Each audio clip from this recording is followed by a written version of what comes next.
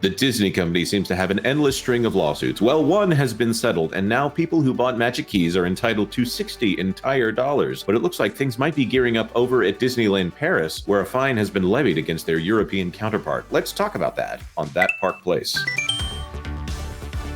Hello, I am Jonas J. Campbell, an investigative reporter for That Park Place, and here with me is my favorite expert on France and all of the theme parks in it, Mr. VashSky. Actually, we only need you to be an expert on one in this particular case. Vash, what's going on in Paris? Is there a revolution going on? I don't think there's any revolution going on right now, but apparently Disneyland Paris was engaging in the same practices that, Disneyland Resort got in trouble with when it came to their annual pass holder program, specifically how they handled reservations and, more specifically, how they handled marketing and advertisement, which is a lot of the same that we heard from the Magic Key lawsuit, which we'll be getting to in just a moment. Yes, absolutely. So let's go to this article out of WDWNT. Disney fined for deceptive business practices regarding annual pass holder park reservations.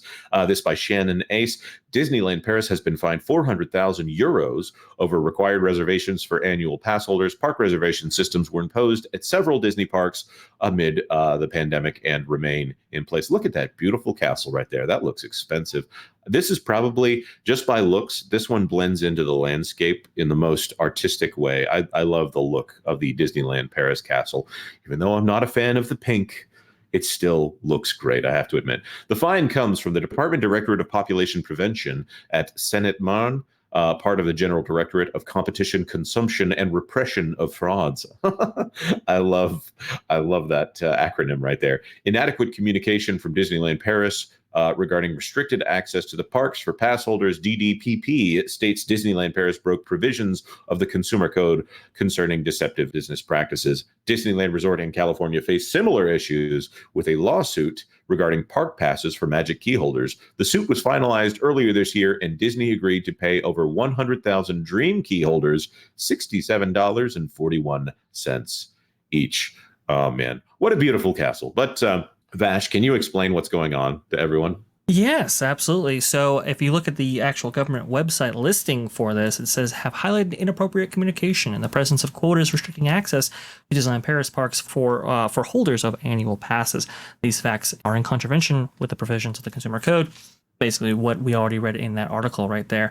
And this all stems back to how they actually rolled this annual pass holder program out. So people will note that when initially they rolled out annual passes, again, I believe Disneyland Paris went through the same process that all the other parks did, which is they took away annual passes and they restarted and sold them again. When they initially implemented reservations on this system, they didn't actually cap how many reservations you could actually make.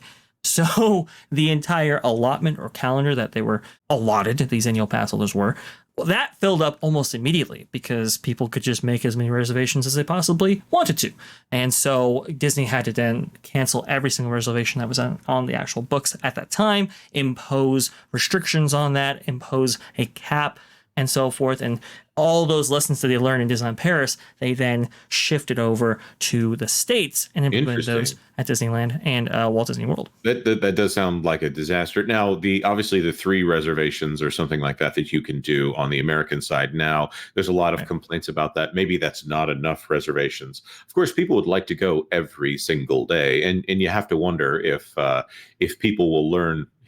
If all you did was impose a restriction that if you don't actually show up for your reservation, then you have a penalty, maybe people would be a little bit more likely to impose limits on themselves. Vash? Well, Disneyland actually did do that. So Disneyland, separate from Walt Disney World, Disneyland imposed multiple tiers. So you have the Dream Key, and you have all the keys down below. But the Dream Key was where Disney got themselves into trouble, at least on the Californian side, because they were highlighting that, oh, well, this is no blockout dates. But if everybody actually takes up that reservation, then effectively you are blocked out from actually entering the park that day. One of the methods that they used to mitigate this was to impose a penalty if you didn't actually arrive for your reservation. And that penalty is still in place right now. Effectively, if you don't arrive for your reservation between the operating hours of that theme park day that you reserved in advance, then you'll have like a strike system. And if you get, I believe, 3 strikes within the period of 90 days, you can't actually make any more reservations until that 90-day period has gone by. Right, Now, and just a theoretical system here. I've had friends who their whole family will get reservations for the park, and like the dad will intend to come later in the day and be delayed, and so he would end up running to Disneyland just so he could check the box, so that he didn't lose the ability to make reservations here. But most of his party did show up. It was just him, and so in order to still be able to go to Disneyland with his kids using his annual pass, he would have to make a trip just to literally check the box. I find that, I'm not saying there's anything wrong or right about that. I just note it. well, and people have said before, it's like, okay, you've implemented this system at a time period of the pandemic, right? And people are like, well, wait a minute, if I get diagnosed with COVID or if I start showing symptoms on the day that I have reserved, do I still have to go into Disneyland? Doesn't that kind of defeat the purpose of those pandemic era measures that they put in place? It's an astute observation for sure.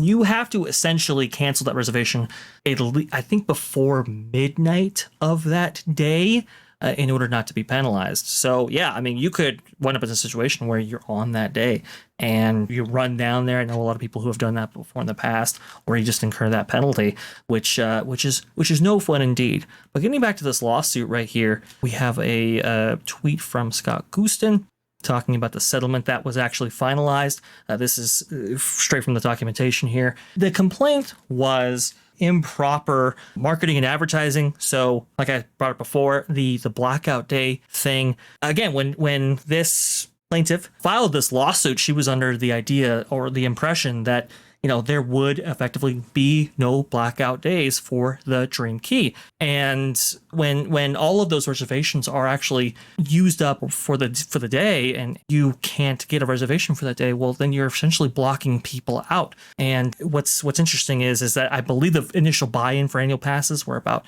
I think, 250,000, if I'm not mistaken. And the park has a capacity for 60,000, let's say.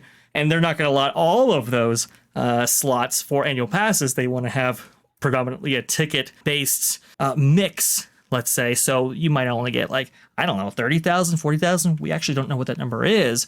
But you can see how if there was a increase in demand, how that would actually be used up very quickly. I believe when August of 2021, when the system made its debut, things were taken up almost immediately. I mean, it was I think like a month's worth of allotment was taken up almost off the bat. Right, because there was unprecedented demand because of the pandemic buildup of people wanting to go to the parks. And the capacity limits were much lower as Disney was trying to staff up. So that allotment went very quickly along with that demand.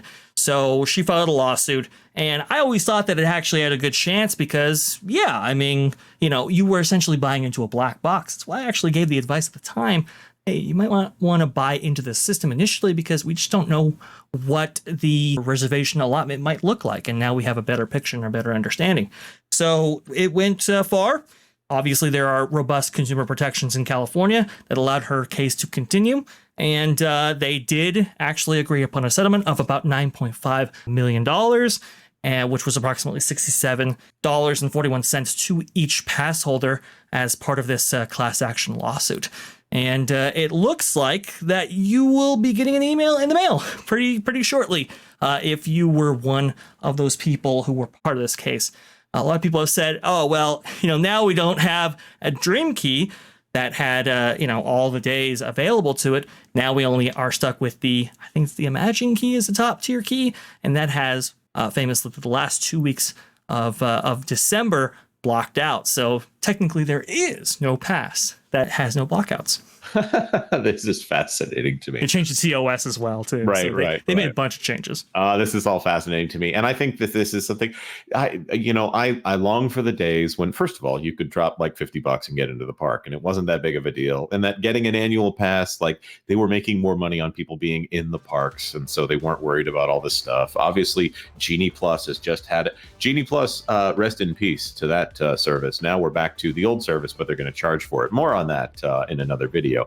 We want to know your thoughts on this entire situation in the comment section down below. Did you have a dream key? Do you have a magic key? Now, what are your thoughts on how this system could be better, or is it just fine? We want to know. Like this video if you like this video, and consider subscribing to That Park Place for all the news that should be fun. Thanks for watching That Park Place News. For more information, consider checking out www.thatparkplace.com. And don't forget to subscribe, share, like, and send this out on your favorite social media accounts.